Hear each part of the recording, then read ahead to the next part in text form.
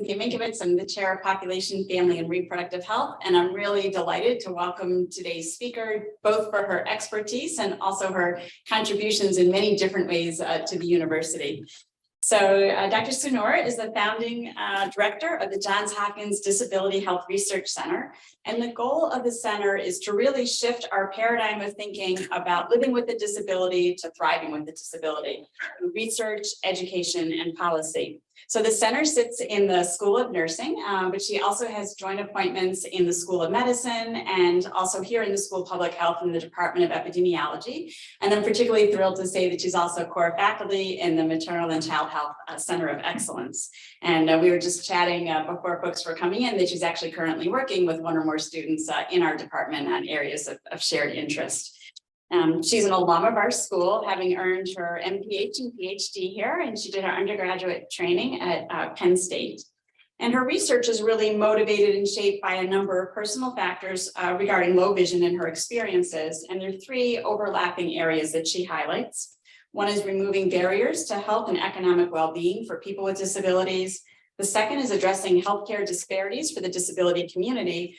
And the third is ensuring people with disabilities have equitable access to education and are appropriately included in research. So these are really all topics that are near and dear to all of us, regardless of what our area of content and methods are to be thinking about these issues. So I'm really delighted to welcome you, Bonnie, to joining us today. And please join me in welcoming. Well, thank you so much. I'm really excited for this opportunity to present today and to speak with you all. I apologize. A jackhammer just started outside of my house and I'm presenting from home because we have some flu in my house. So many apologies for that. So for the spirit of disability inclusion, there is a captioner today. And so if anyone wants to utilize that service, either online or in person, if you're using a laptop, you can use the CC button on the screen, or I believe there's a link that will be put in the chat. And for disability inclusiveness, I will give my visual description. And I am a middle-aged white woman with shoulder-length blonde hair, wearing a black shirt, and my background is blurred, so you don't see the mess my kids have left behind me in my office. And so today I am going to talk about health equity for people with disabilities, an area that is thankfully gaining traction in many research spaces. But before that, I want to first talk about disability and ask you to think about that word. What does disability mean to you? How would you define disability? And while you're thinking about that, I want you to consider, do you think about disability as something negative, positive, or maybe even neutral? I also want you to think about who are the experts in disability. Where do we go for advice or insight about disability? Is it doctors, nurses, researchers, maybe special education teachers? And when you're thinking about those experts, did you also imagine that those people themselves had disabilities? And if not, why not? I start by asking these questions to push you, to challenge you a bit in the ways that disability is commonly perceived. In the US and around the world, disability is largely framed as something negative, something to avoid, to prevent, and honestly to fear.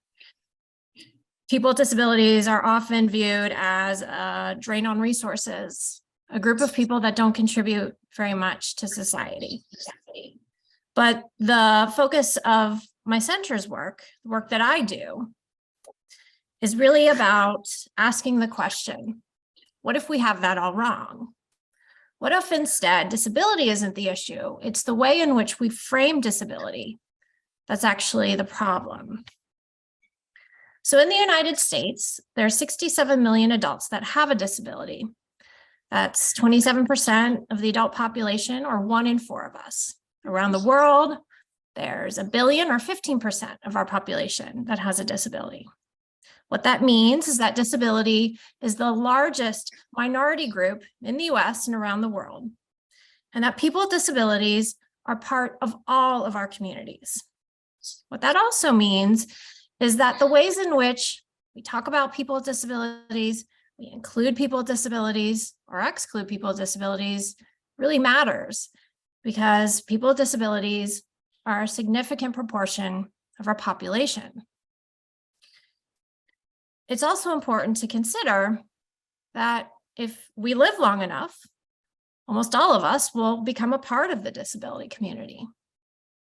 It's important to consider that when we're thinking about the work that we do, the way that we frame our research.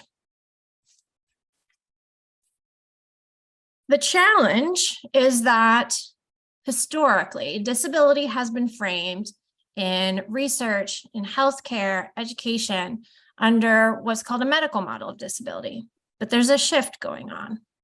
So the medical model of disability is where disability is defined by the presence of an impairment in functioning or body structure, or even defined by the presence of disease or condition.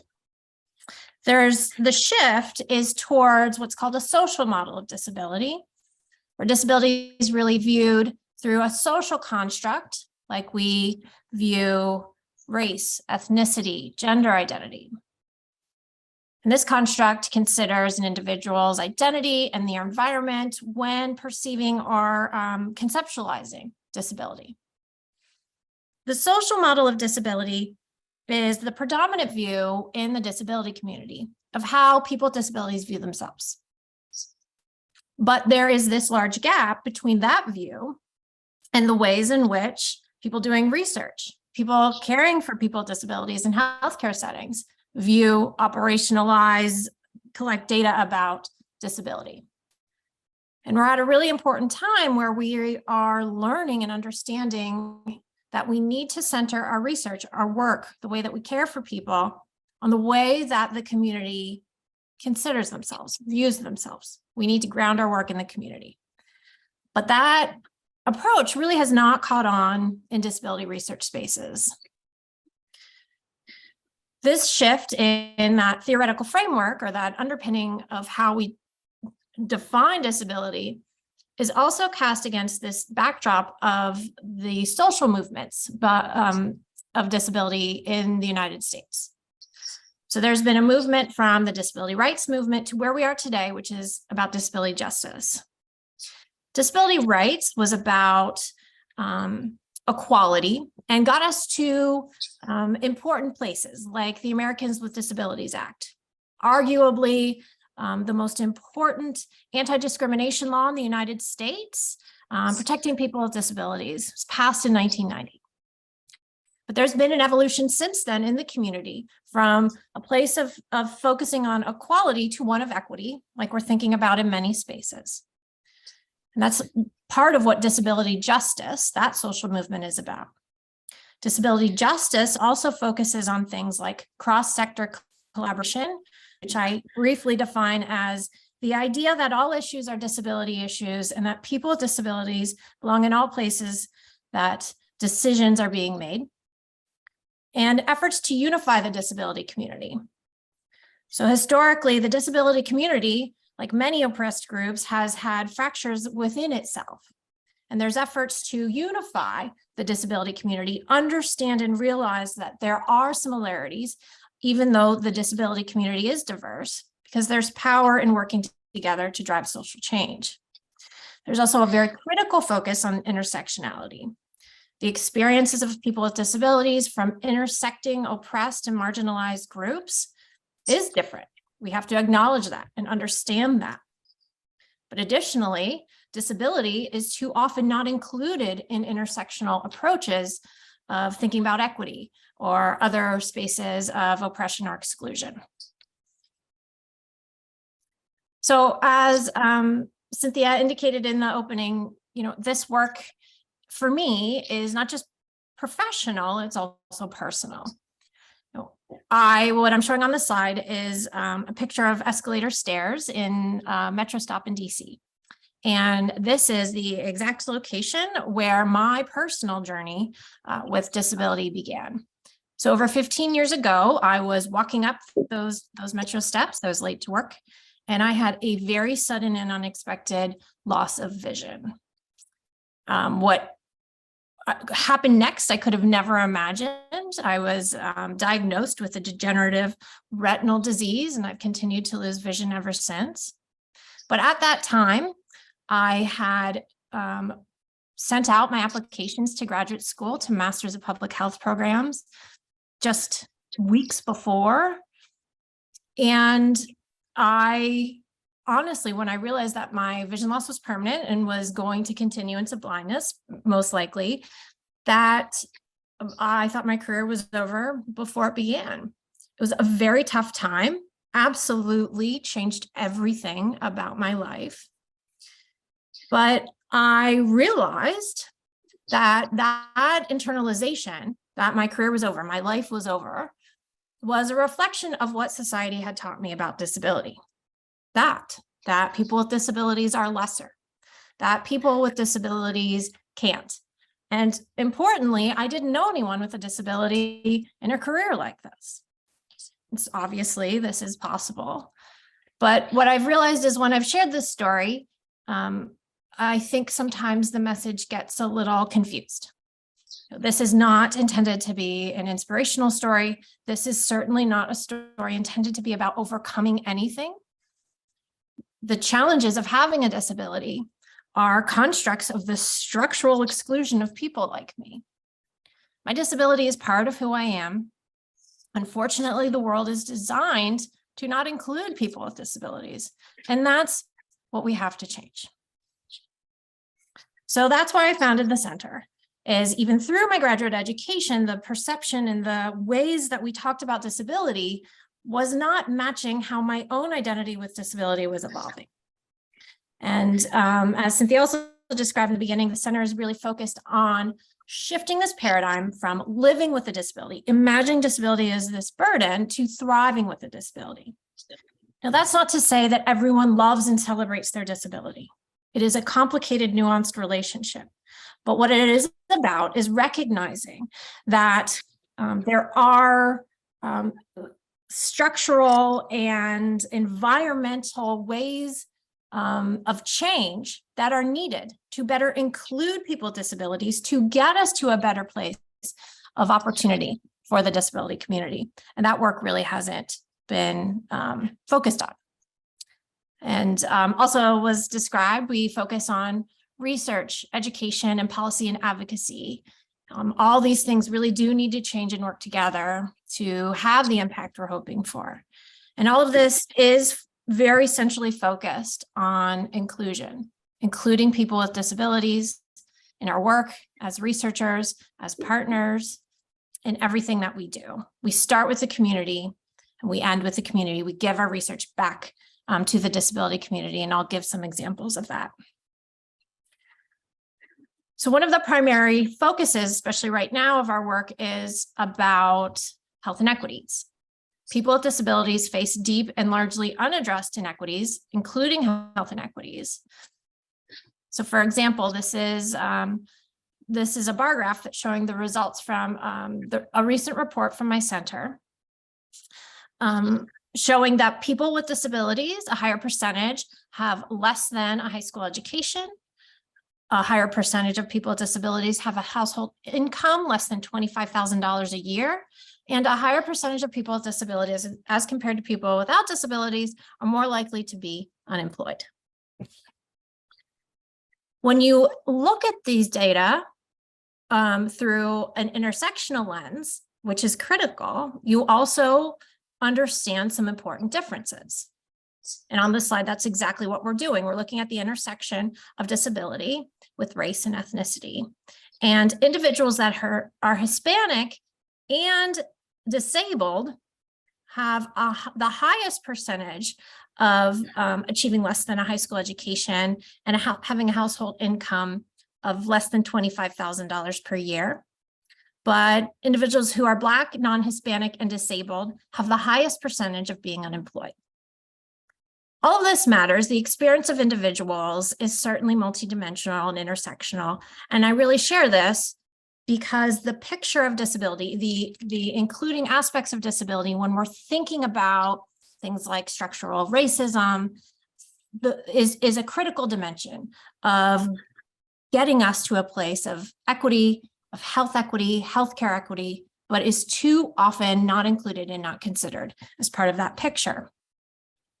COVID-19 really has elevated some of these conversations and helped to really shape the work that we're doing in the center. So what I'm showing on this slide is more results from another great trainee, Mama Asi, who's now moved on from our center, using data from the Household Pulse Survey, which I'm sure many in the audience know is a national representative sample of how the COVID-19 pandemic has impacted households. And what it's showing is across categories of disability type, people with vision, hearing, cognitive, and mobility disability, substratified by age groups, there's a higher percentage of people with disabilities during the COVID-19 pandemic experiencing food insufficiency, who are delaying healthcare appointments, and who are just not getting the healthcare that they needed during this time. People with disabilities faced really unique challenges and still are today during the pandemic, but it was a challenge to get these issues elevated. In part, I share this data because this was data that took a year to get. Their HPS was propped up in April of 2021, but it took grassroots advocacy from disability researchers like myself and the disability community to even include disability data in this survey. And what these results are from that first set of data a year into the pandemic, where disability information was finally collected. So the question is why? Why does the disability community face health and healthcare and honestly economic inequities that really too often are ignored and unaddressed? Well, when we're thinking about this question, I think it's important to take a little bit of a step back and think about what equity is all about. And I'm sure many of you have seen illustrations like I'm showing on this slide, which is to describe the difference between equality and equity. On this slide, I'm showing people trying to look out to a soccer game. There's a fence in front of them. And for equality, everyone is getting the same level or size box to peek over that fence. And it's not working for everyone, including the person in the wheelchair. Equity, people get what they need to be successful. So people have the right height boxes or the ramp that they need to see over the fence. However, approaches like this, while they certainly can have good results, can also sometimes be a Band-Aid approach in that they're addressing the thing directly in front of you, the specific issue. And what we're really interested in at the center is thinking about the reasons those inequities exist in the first place, addressing these issues hopefully before they even begin. And so what that is all about is thinking about justice. Addressing and changing the systems, the policies, the procedures, the institutional approaches that have created these inequities for people with disabilities. So when we think about that and we want to take that approach, it's important to think about the injustices that lead to disability inequities, and largely there's two: ableism and inaccessibility. So ableism is the assumption that people with disabilities are just inherently less capable. They have less value in our society, and that they should have less personal autonomy. Ableism is absolutely a formidable threat to equity, to health equity, and to healthcare equity. Something we have to, as a community of researchers, start to think about and challenge. Here's a great example that's been in the news is the bias that healthcare providers have towards people with disabilities. This is a series of really important work from my friend and colleague, Lisa Iazzoni from Harvard University. And she's done a whole line of work illustrating this bias. This is data from a health affairs article showing that 82% of physicians report that they believe that people with disabilities have a worse quality of life than people without. So I pause there because I know that when I say that, lots of folks in lots of audiences think, well, of course that's true. But people from the disability community disagree and have concern about the bias that may lead to in decision-making, in care planning for disabled patients.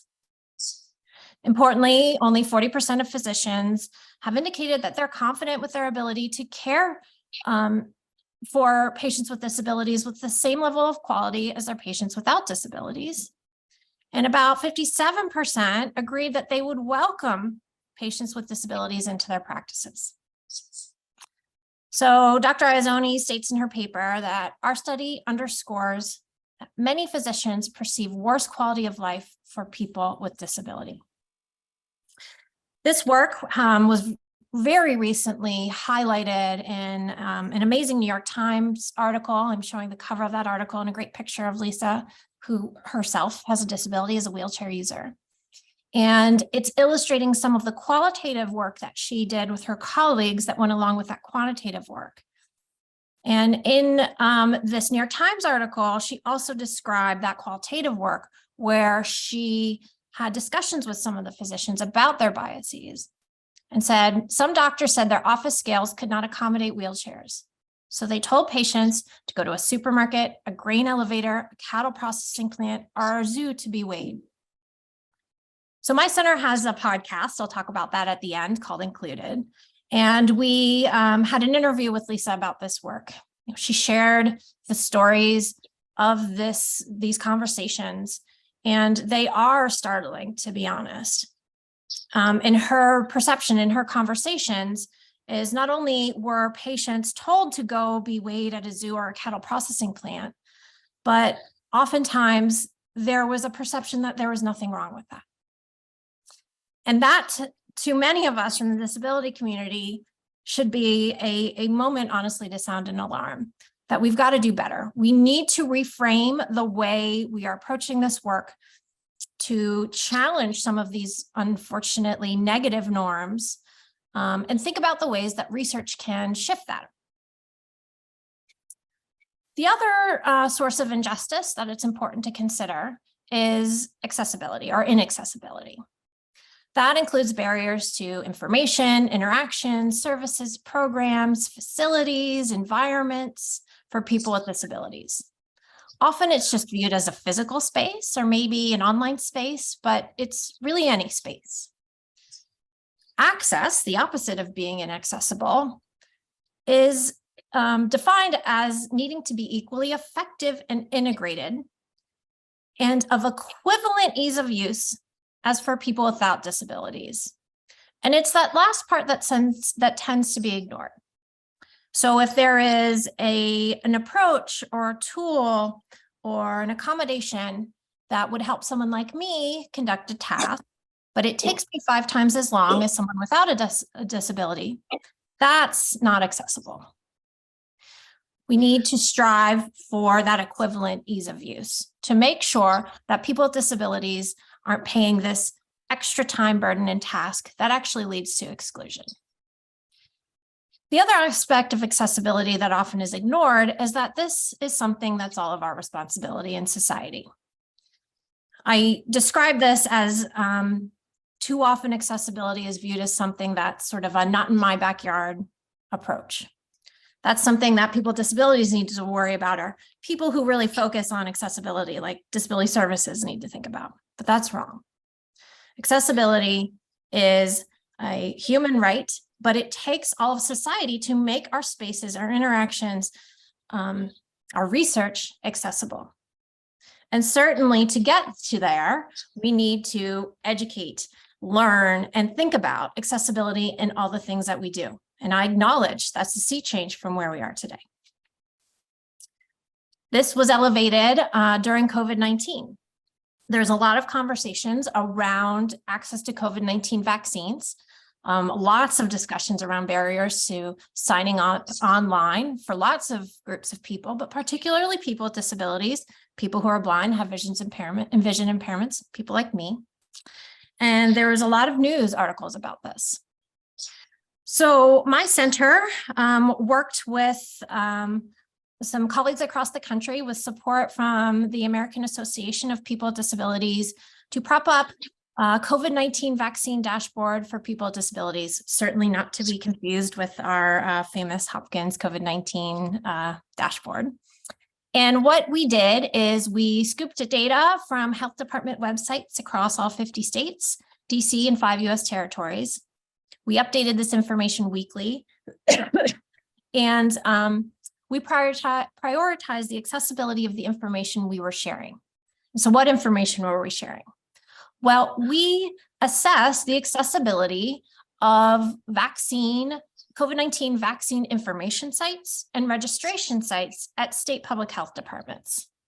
We worked with a partner, WebAIM, who is really an expert, a group of experts in assessing website accessibility, and has a process to develop a numeric score system of how accessible a website is.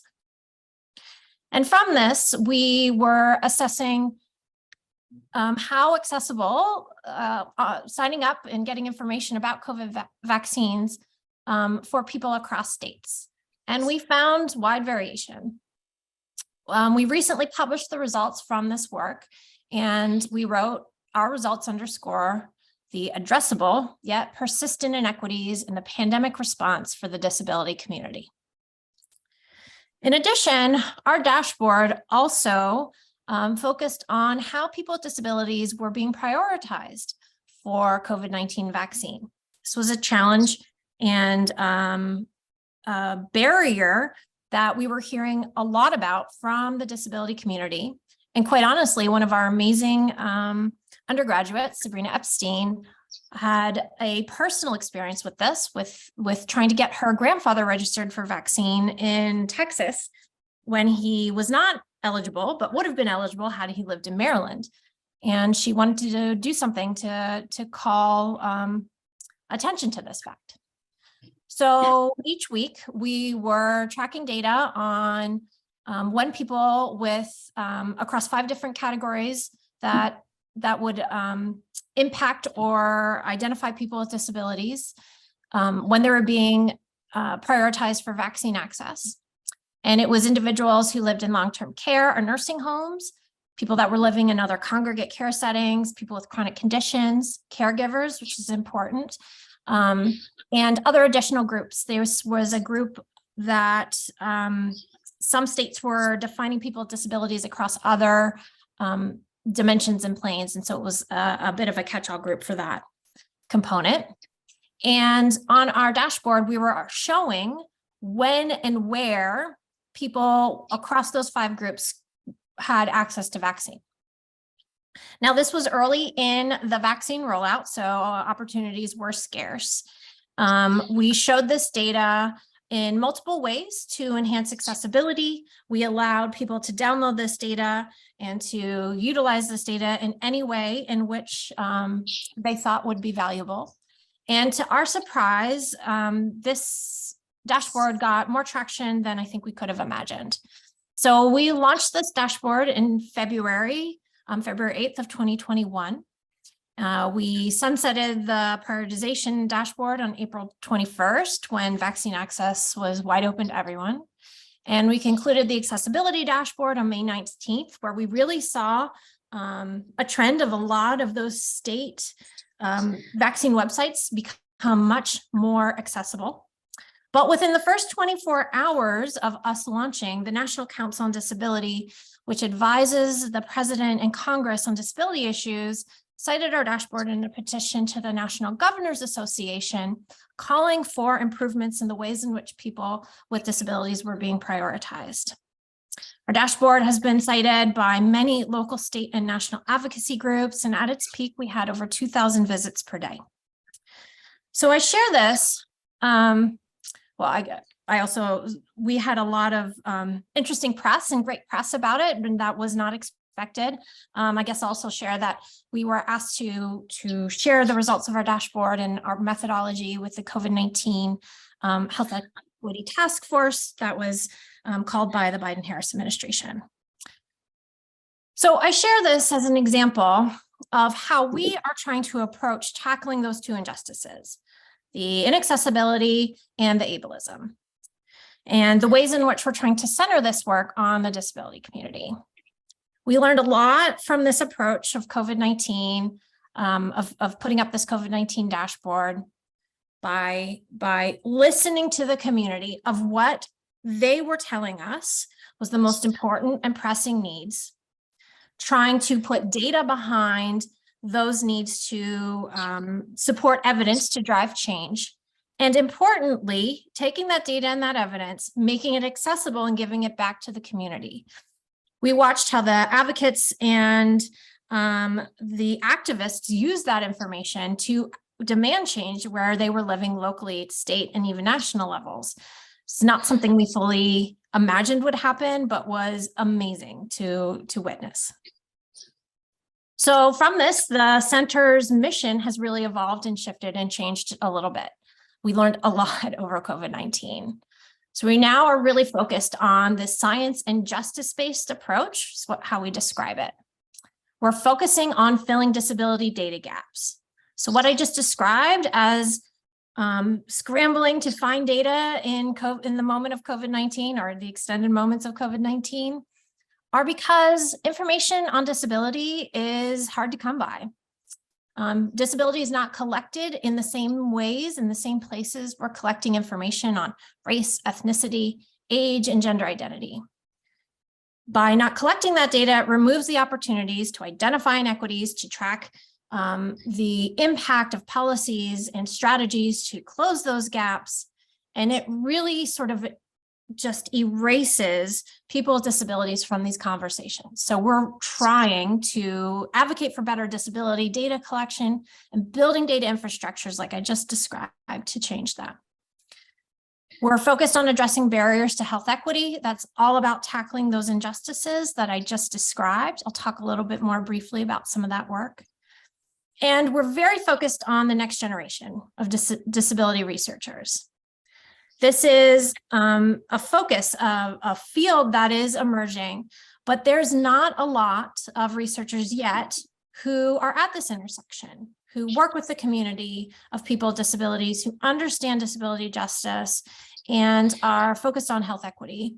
We're trying to change that. We're also trying to make sure that disabled researchers have better opportunities to be included really across disciplines.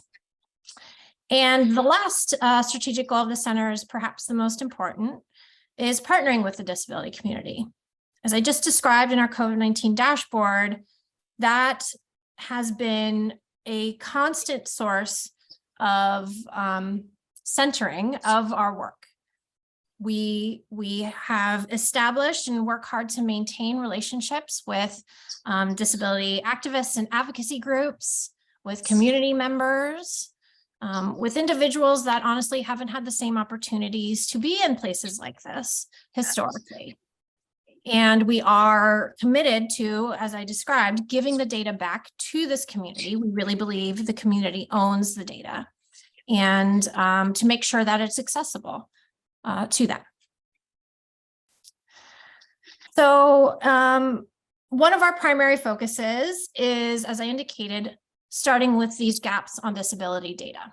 As I just indicated, there's profound exclusion of disability data. We call it disability data oppression.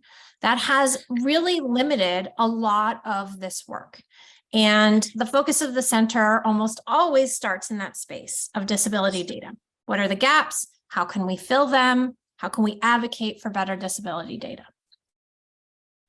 And so from that approach, we've also evolved what we call disability data justice paradigm. I recently wrote about this in a Health Affairs article last month. But in summary, in short, what that approach is all about is building data infrastructures that are really focused on advancing equity and justice for people with disabilities. So historically, the collection of disability data hasn't taken that approach. It's taken the approach of the medical model of disability, or thinking about disability as something to prevent or to treat or to avoid. That approach alone leaves behind people that are already part of the community. It ignores the opportunities to get to equity for people like me, quite frankly. This approach also is focused on removing the burden of justice from people with disabilities. What I mean by this is right now, the current paradigm is that when inequities occur, injustices occur for people with disabilities, it's really on our individuals' backs to drive change, file a complaint, file a lawsuit. In part, that is because of the data gaps we experience. There's not enough data to identify at a population level where these inequities are occurring or these injustices are happening to drive change before it is impacting individuals at the level it currently is. This honestly is the only avenue people have right now to have change. We believe that if we build better data disability infrastructures, we can prevent and change that paradigm and move from a more reactive approach to disability justice to a proactive approach. And that's what we're striving for. And then most importantly, this is all really focused on maximizing the health, equity, and inclusion for people with disabilities. Data needs to be stewarded in that way and thought of carefully. How do we collect it? Is it representing the community the way they want to be represented? So using that lens and that approach, we've expanded on what we call the disability dashboard approach. And that's one line of work we're doing at the center. We've created something called the SNAP Disability Dashboard, which is focused on addressing the fact that there's limited information on how accessible and disability inclusive the process to enroll in SNAP, or the Supplemental Nutrition Assistance Program, food stamps, is. Enrolling in this program is quite cumbersome. There's paperwork, there's some health literacy involved, and it's not very accessible. And that accessibility varies from state to state. So we wanted to quantify that. We wanted to quantify what we were hearing from the community. So we developed a way to do that, a scoring system to assess just that. We use publicly available data, and the goal really is not to shame any one state, but is instead to identify where there's gaps and highlight where maybe more resources are needed, more attention needs to be paid. The goal is to get more people enrolled in SNAP, identify ways and places of where barriers are occurring, where honestly people haven't looked enough before for the disability community. What we found is there really is wide variation. So we've developed the scoring system that looks at flexibility of approaches. Do you have to apply in person? Can you apply online? Can you text to get help? Is there a phone call, a telephone number to call? Does it have TTY if you have a hearing impairment or are deaf? Efficiency is another core dimension that is a principle of universal design and building something that's accessible. Efficiency, as I described when I was talking about accessibility, means it's not going to take a heavy burden of someone's time to complete the task. And how accessible was it? We worked with our partner at WebAIM again to assess the accessibility of the forms of the websites. This is a publicly available dashboard, just like our COVID-19 dashboard. And if you want to learn more about it, you can visit our website at disabilityhealth.jhu.edu. And we recently published a paper.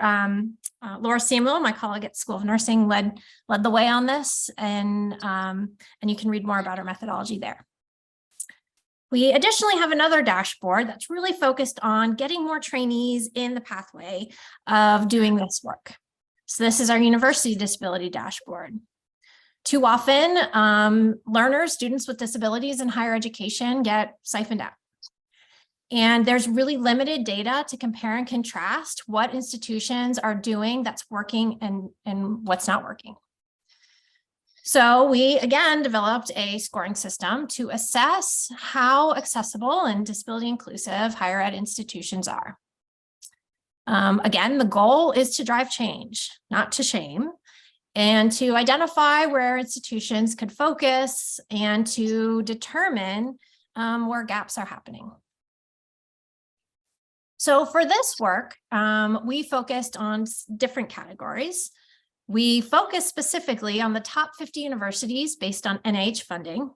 This was a strategic plan because when an institution receives federal dollars, they are responsible to be compliant with the Rehabilitation Act, which means that all services, activities, and programs across the institution cannot discriminate on the basis of disability.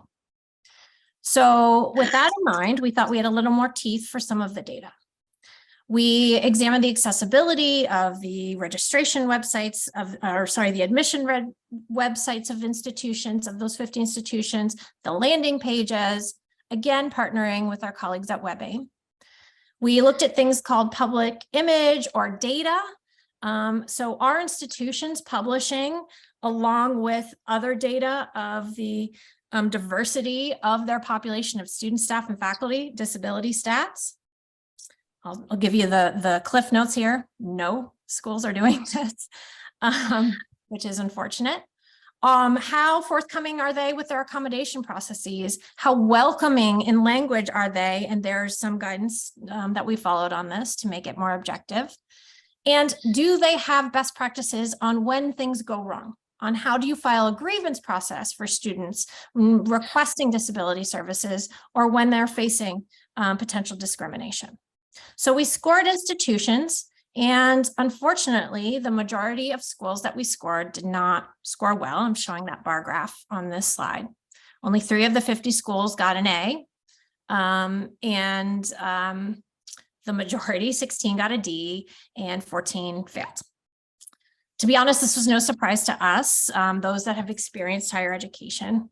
But again, we're doing this to drive change, to urge, to use data to change the way that higher ed is thinking about disability inclusion. So these are just a few examples. We have more dashboards coming, one focused on transportation and others in the pipeline. But I wanted to showcase these and to really highlight this approach of disability data justice and how we are working to use data to try and change the ecosystem and the structures to make society more disability inclusive. So I want to end, I know I'm just about at time, with some action items. If anyone has heard me talk before, I always like to put some call to actions out to the audience on things that perhaps you could do in your own work, even if you're not thinking about disability specifically in what you're doing. So the first is to be anti-ableist. We're thinking about this anti-oppression framework in lots of ways and lots of things we're doing. But again, the lens of ableism is not always applied. This is probably going to take for lots of researchers learning about what ableism is and thinking about what you can do to prevent that. The language you use, the way you're including people, or perhaps inadvertently excluding people. Prioritize accessibility. As I indicated, accessibility is all of our responsibility. Is your work accessible? Are your talks accessible? Are you organizing accessible meetings? Are your manuscripts accessible? That can be challenging with current state of publishing. But making sure, education, research is accessible is important. It's important because we have disabled colleagues. It's not always visible. And we want to make sure that our information, the work we're producing, is accessible to society, everyone in society. And to include people with disabilities, and think about the ways perhaps you might not be doing that in your own practices. That can be as trainees, that can be as colleagues. That can also be by people included in your studies. So often I'm talking with colleagues who say, oh, we excluded people who couldn't hear or see the testing materials. It's usually not based on some scientific consideration. It's honestly one of convenience or quite honestly bias. It's too hard. It's too much work to think about how to make that accessible. And think about what that actually might mean for your findings, for the generalizability of your work. It's not an insignificant proportion of our population that has a vision, hearing, or other type of disability. And you're really limiting the impact of the things you're doing by excluding people with disabilities. And the last is to take action. Don't wait. I often also get comments of, I'm not exactly sure what to do, so I don't want to mess up. I don't want to do the wrong thing. I appreciate that. And we are at a time where this is a new conversation for lots of folks. But don't wait. Do something. Educate yourself. Something small can actually really have a big impact, particularly right now when we're trying to have change in this space. So I encourage you to get a little uncomfortable and think about ways that you can take action. I'll just add or just end on a quote in a commentary I wrote in Lancet Public Health last year about ensuring disability is part of all health equity efforts. The future of health equity research and policy must be holistic and intersectional and must include disability. I hope if you remember one thing, that's the thing you remember from this conversation. And I want to thank all of the very committed and amazing members and collaborators of the Disability Health Research Center, everyone involved in the work I shared. And I will stop there. Actually, I'll share where you can learn more, but yeah, I'll stop there. Take questions. Great. Bonnie, that was fantastic. Lots of opportunities and ways to get engaged. I was wondering, before we take questions, if someone is interested in sort of getting involved in the center, what do they do? Yeah, great question. Please feel free to email me. I may send you on to someone else, but right now I think that's the best starting place is please send me an email. And I can put my email in the chat if that's helpful. Yeah. Any questions from folks who are online?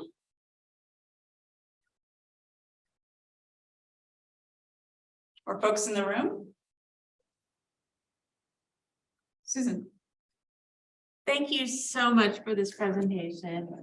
I've heard a lot about you by graduate student Stacy Liu, talks a lot about your course.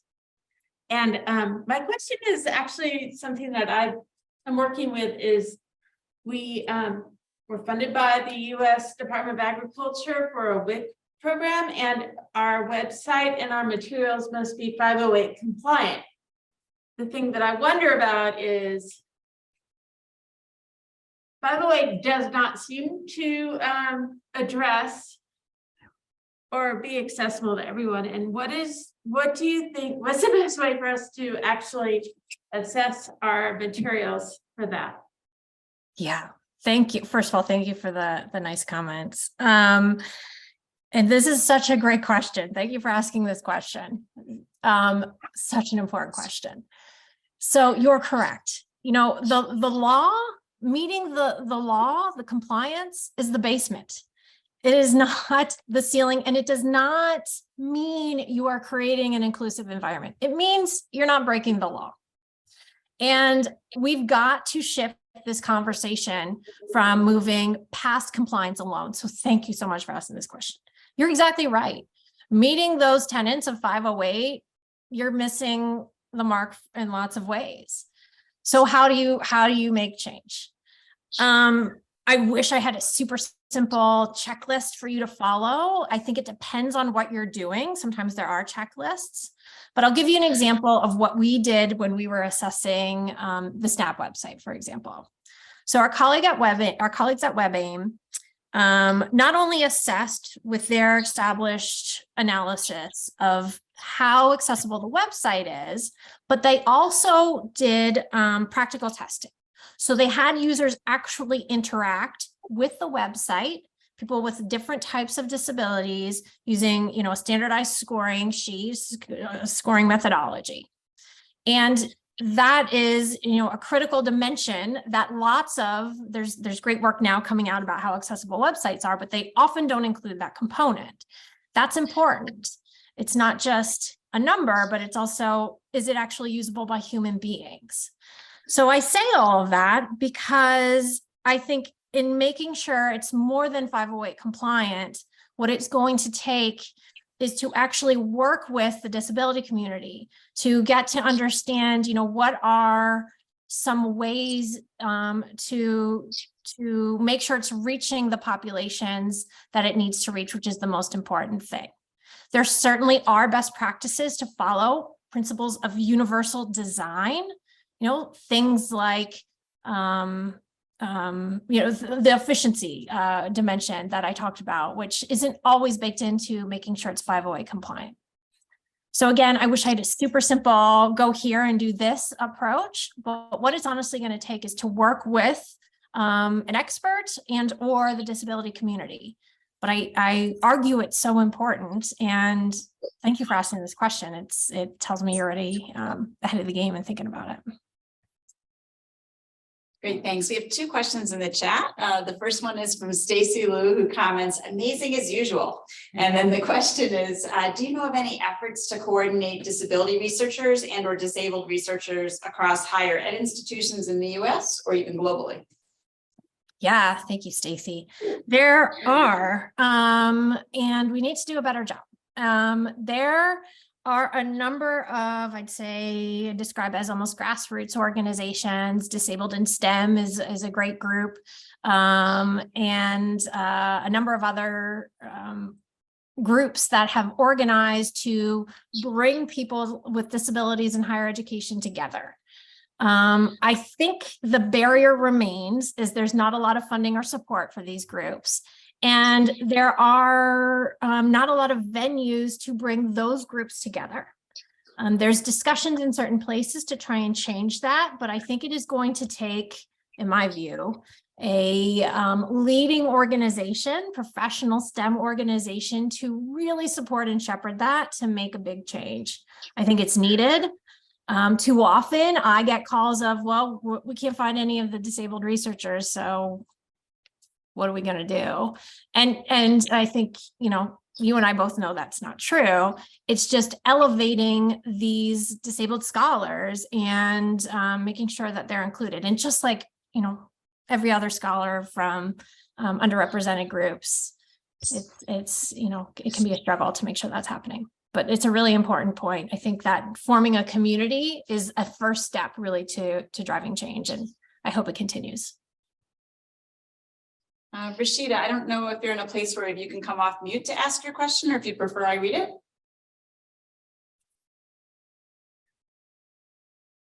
All right, so I may not be able to come off mute, but Rashida, thank you for the seminar, and said, while conducting disability surveys, how do we make sure that respondents of all types of disability are included? And how do we modify questionnaires based on the type of disability? Yeah, another really great question. This question about how do we collect disability data in surveys. So this is a contentious and ongoing discussion and topic. So currently in the federal space, right, the federal government defines disability in over 30 ways. It's a challenge, and therefore it is represented and collected in many different ways across our national surveys, for example. Right, I'll just talk about that space and we can expand from there. So HHS has recommended the use of the census 6 questions or 6 questions to assess functional limitations to define disability. And they're in the American Community Survey. So I want to just pause there and say that in our current state of society, asking someone if they have a disability is a very different framework or question than asking someone about their functional impairment or limitation.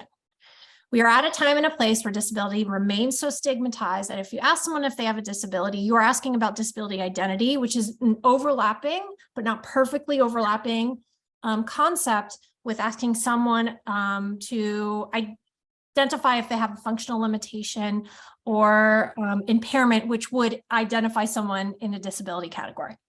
The ACS questions, the 6 questions, ask about those functional limitations. It is not completely agreed upon in the disability community that those are ideal. There is another set of questions that is often used called the Washington Group questions, which was developed internationally under the UN and WHO. And it has very similar but slightly different questions. Again, 6 questions. So there remains some discourse around which is better. I will say that both sets of questions still exclude important groups of individuals, people with psychiatric disabilities and mental illness, oftentimes people with learning disabilities, sometimes people who are neurodiverse and autistic. And these are important groups. So in that article I described called Disability Data Justice Approach, I talk about having a growth mindset to collecting disability data. And what I advocate for is this: don't pause in place until we have a perfect approach to collect disability data. We've done that for too long, and it hasn't gotten us very far, to be honest. Instead, collect data with what we have right now, but simultaneously and with the same level of fierceness, advocate for better disability data collection methodology and questionnaires. I'll also just say it's my understanding that Census is reevaluating those 6 questions currently. And so there may be some changes and expansion coming down the pike. So I'm not sure if that completely answered your question, but there's not a fantastic consensus on this, but there's a lot of conversation right now, and more conversation than ever in my career, which I think is actually a really good thing. Great. Dory, are you able to come off mute?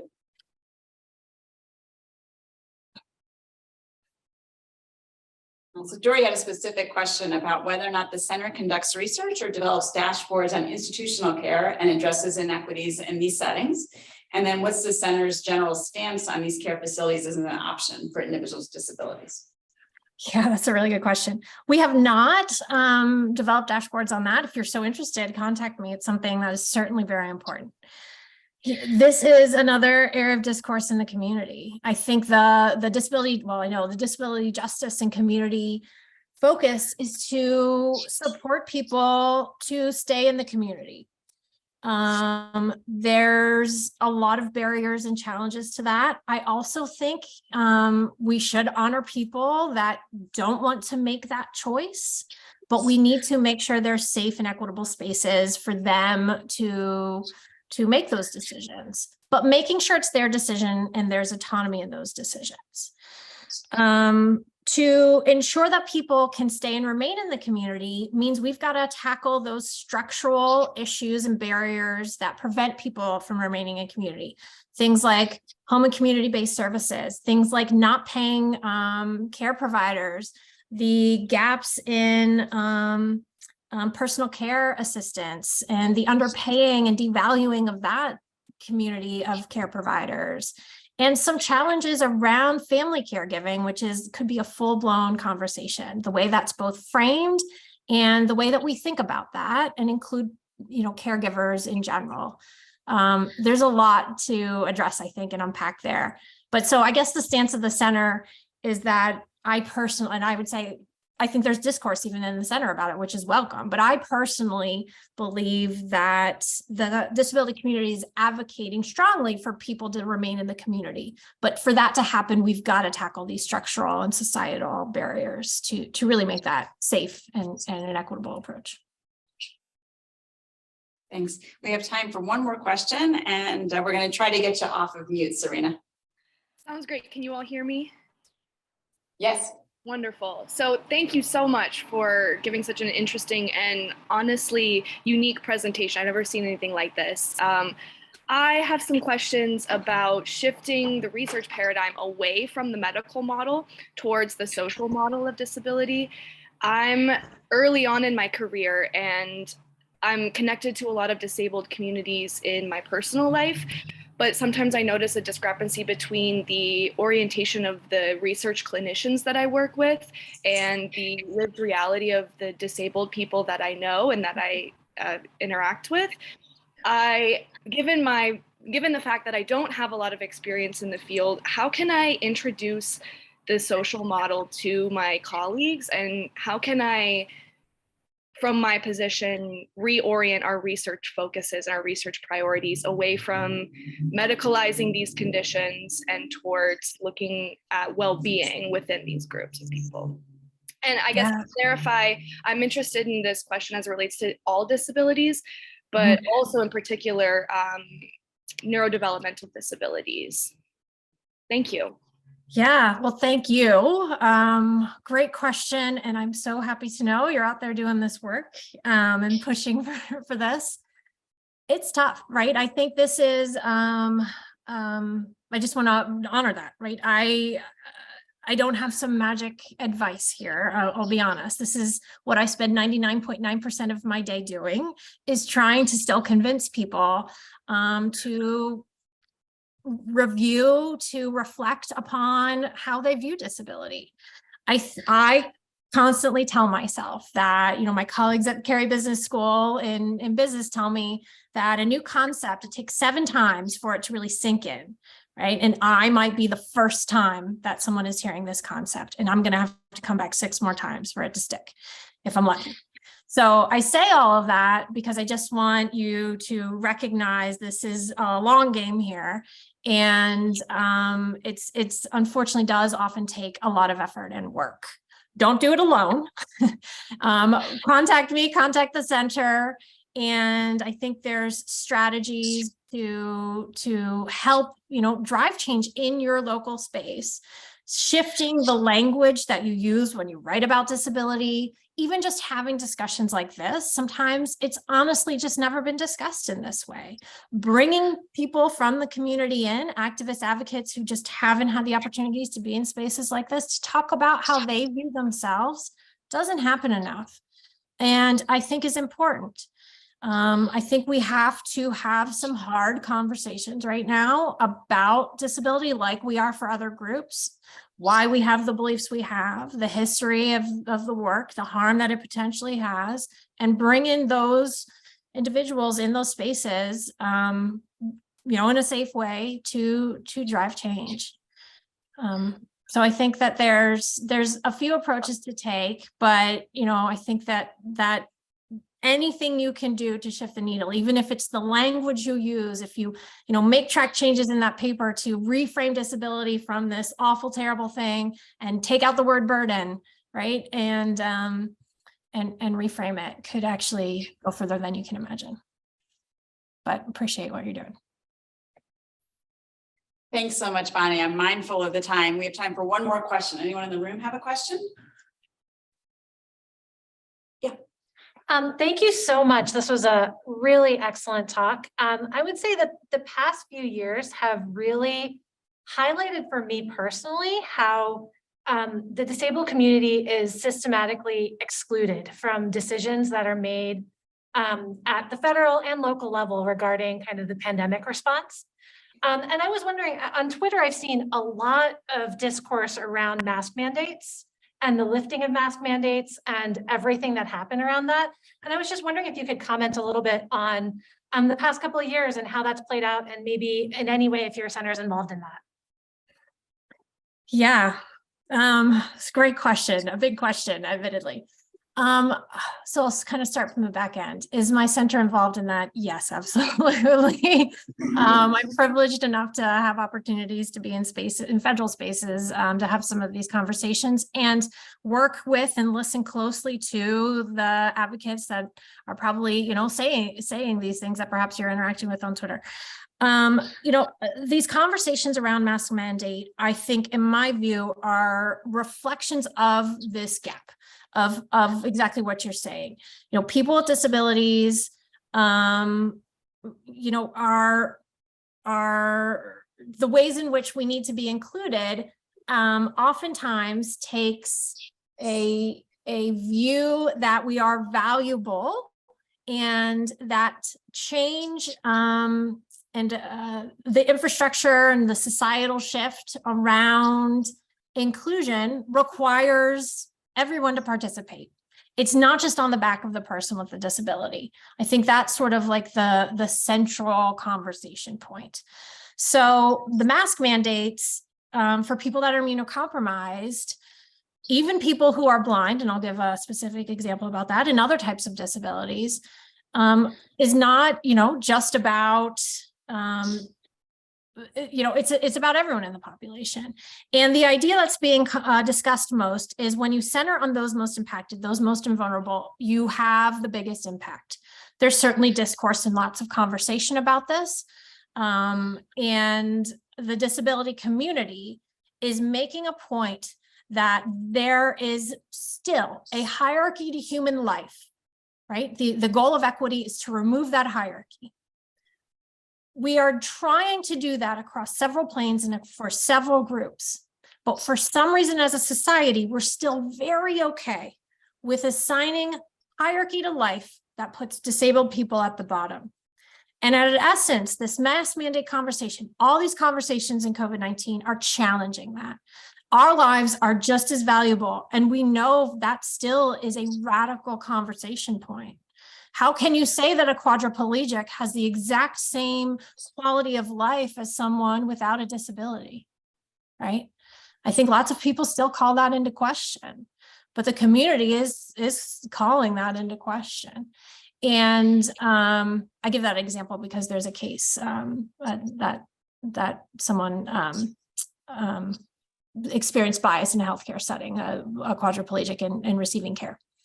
So again, this is a thorny issue, but I think it is one that it needs to be discussed. And I think the COVID-19 pandemic has just provided a magnifying glass on this issue that's honestly been there for some time.